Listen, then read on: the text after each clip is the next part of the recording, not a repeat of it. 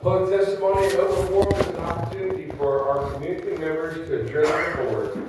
This is your time, it is your privilege to say whatever you want. However, with that privilege comes responsibility. I encourage each of the speakers to remember that we are the adults in the room and have a responsibility to model appropriate behavior for the students we are all here to support.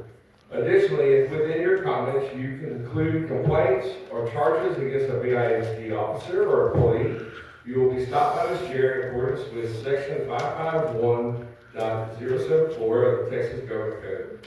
At that time, we will be given the option of continuing your comments that do not involve specific officers or employees, foregoing the rest of your comments to file an official grievance with against the individuals based on current policy, GF legal or GF local, or the board may adjourn to close the meeting under section 551.074 of the Texas Government Code to hear such complaints or charges.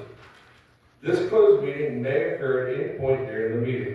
Please be advised that this closed meeting will be to address a specific complaint against the individual and will be limited to the claims the named individual can adequately respond to. And finally, pursuant to Board Operating Procedures, Policy BED Local, and the Open Meetings Act, TGC 551.042, the board may only respond with specific factual information or recitation of existing policy in response to inquiries in public comment. We have a total of one speaker in accordance with policy BED Local and the board operating procedures. The speaker will have 3 minutes to deliver their comments. A clock is present on the wall to our right, indicating how much time the speaker has left. Once the clock reaches 0, I will conclude the speaker's time with the gavel and then proceed to call the next speaker to the podium. It is not my intention to be rude or disagreeable, but to fairly ensure an opportunity for all who submitted a timely request to speak.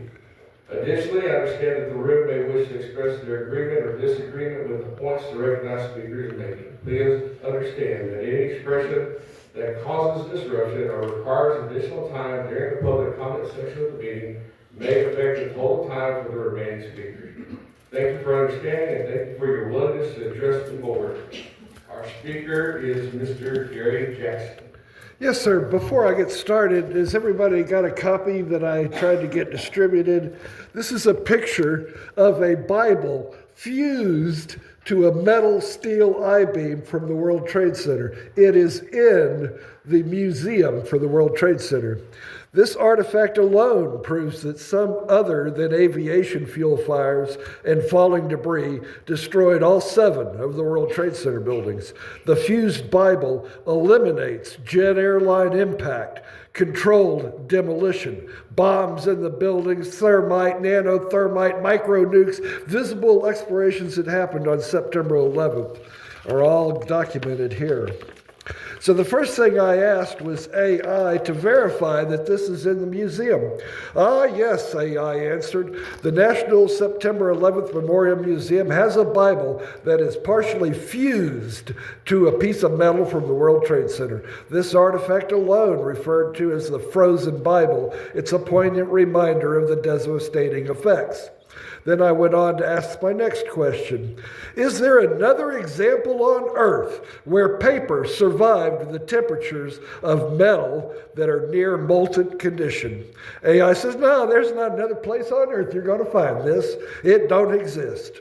Typically, paper ignites and burns at temperatures around 450 degrees, while metal melting points are closer to 2,500, 5 times that temperature to get the metal into that condition.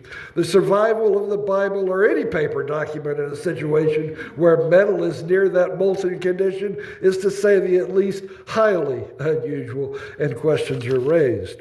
So I went on to ask, is it true that paper can fuse with metal without the presence of heat in an electrical field in proper state of frequency and vibration, as stated by Nikola Tesla? And it goes on, you're right, bingo, you got something here. Hey, why didn't you get this? Tesla's work on dielectric fusion was part of his broader research on this and the high frequencies and voltage involved.